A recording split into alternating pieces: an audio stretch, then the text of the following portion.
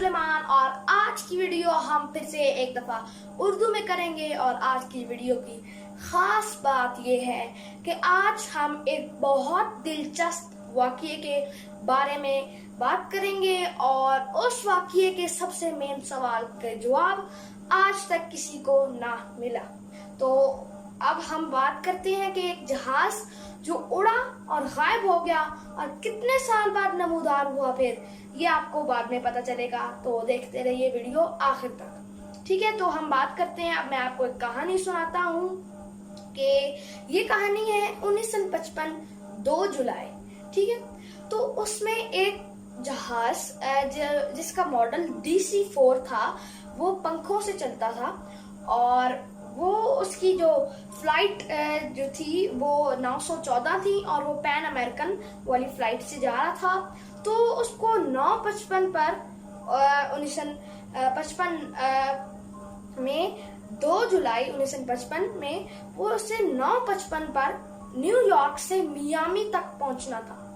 तो अगर आप न्यूयॉर्क से मियामी तक एक लकीर खींचे वर्ल्ड मैप पे, तो आपको ये मिलेगा कि वो अटलांटिक ओशन का भी एक हिस्से को क्रॉस करता है, ठीक है। तो हम बात करते हैं, तो वो उड़ा, मामूल के मुताबिक वो उड़ गया, लेकिन 3 घंटे बाद जब उसे मियामी पहुंचना था, लैंड करना था, वो उस वक्त ना पहुंच सका और वो गायब हो गया, ठीक है। तो मियामी के एयरपोर्ट पे हलचल मच गई भी, पैन अमेरिकन फ्लाइट 914 कहाँ है। तो उन्होंने ऐलान कर दिया कि ये फ्लाइट गुमशुदा है। बहुत फिर सारी टीम्स निकल पड़ी कि उसको ढूंढे कहाँ है वो, लेकिन उसका कोई सुराग ना मिला, कोई नामो निशान ना मिला। तो उसके बाद ये समझा गया कि वो अटलांटिक ओशन में डूब गया है और या क्रैश कर गया है। तो बहुत सारी टीमें फिर पानी में भेज दी गई भी, ढूंढे कहाँ है वो लोग, क्योंकि वो 57 लोग थे और 4 का क्रू था, यानी 61 लोग। तो टीम्स भेज दी गई पानी में कि वो कहाँ है, लेकिन उनका कोई सुराग ना मिला।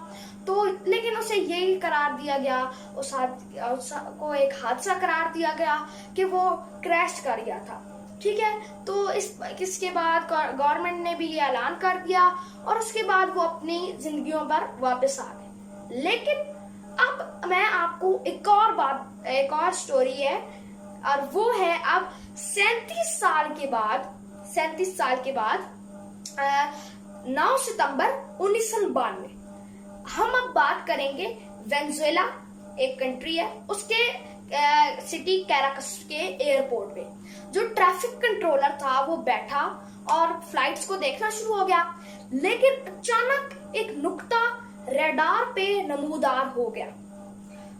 उसने ट्रैफिक कंट्रोलर ने समझा कि ये रडार की कोई गलती होगी, क्योंकि स्केड्यूल में कोई भी प्लेन या फिर जहाज यहाँ तक नहीं आना था। उसने यही समझा कि कोई गलती हो गई है, लेकिन उसके बाद वो नुक्ता बड़ा होता गया, डॉट बड़ा होता गया और कुछ ही देर में उन्हें वो पैन अमेरिकन वाली फ्लाइट नजर आना शुरू हो गई, ठीक है। और वो वही फ्लाइट थी, पैन अमेरिकन 914। और उन्होंने जिस वक्त उसे गौर से देखा, उस पूरी टीम ने, तो उन्होंने देखा ये तो पंखों से चलती है, ना कि जदीद टेक्नोलॉजी जो आ गई थी तब टरबाइन से नहीं चलती, बल्कि ये पंखों वाले प्रोपेलर से चलती है।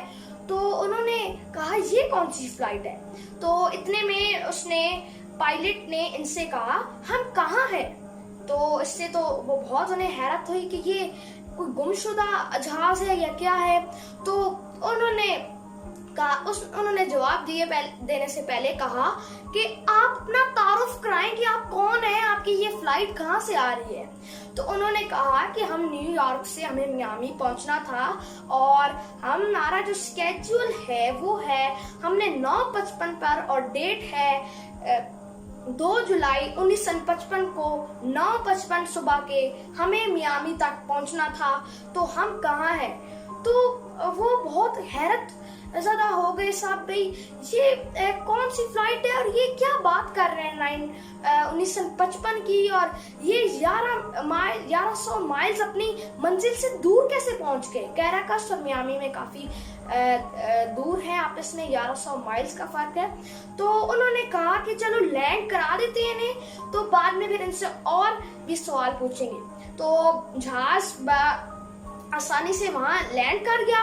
तो फिर उसने ट्रैफिक कंट्रोलर ने उससे कहा कि क्या तुम्हें पता है कि आज 9 सितंबर 1992 है?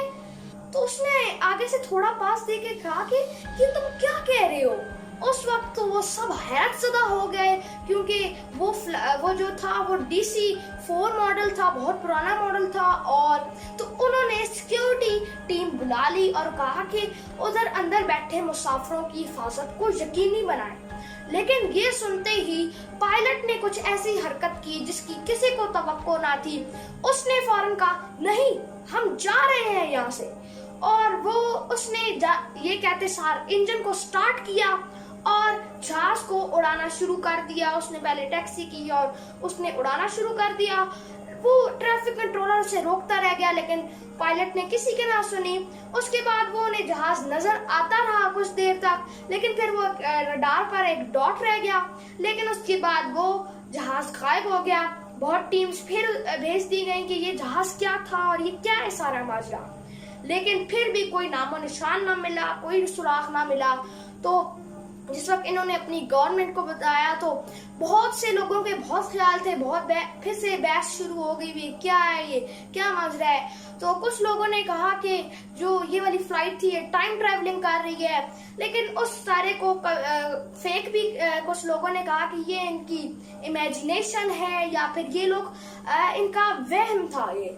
तो और लेकिन कुछ लोग समझते हैं भी वो टाइम में गुम हो गया था। वैसे आप लोगों की क्या राय है? क्या वो सच में गुम हो गया था या टाइम ट्रैवलिंग वो जानते थे और उन्होंने उसको एक सीक्रेट रखने के लिए, पायलट ने उसको एक राज रखने के लिए फिर से उड़ा दिया? या फिर ये भी हो सकता है कि ये सिर्फ एक कहानी हो। तो कमेंट्स में मुझे जरूर बताइएगा कि आपको इसके बारे में क्या लगता है। और आज हमने ये बात की कि कैसे फ्लाइट गायब हो गई और 37 साल के बाद फिर वो वहां नजर आई। और एक आखिरी जो सबूत है जिससे कुछ लोगों को यकीन हुआ कि ये सच में था, कि उस जगह उस कैराकस के एयरपोर्ट पर एक कैलेंडर, पॉकेट कैलेंडर रह गया और वो था 1955 का। तो ये एक सबूत है। लेकिन कुछ लोग ये भी कहते हैं कि वो कैलेंडर उनका नहीं था या फिर वो कैलेंडर है ही नहीं कभी, या इस तरह की बहुत सी बहस चलती रही। लेकिन आज तक किसी को जवाब ना मिला कि पैन अमेरिकन फ्लाइट उस दिन 1955 में कहाँ गई और कैराकस की एयरपोर्ट पे उस सुबह क्या हुआ। तो ये बहुत ही दिलचस्प वाकया था। आपको क्या मजा आया या नहीं? मुझे तो बहुत मजा आता है जब भी मैं इसको पढ़ता हूँ या सुनाता हूँ। तो आगे हम ऐसे ही दिलचस्प वाकयों के बारे में बात करते रहेंगे।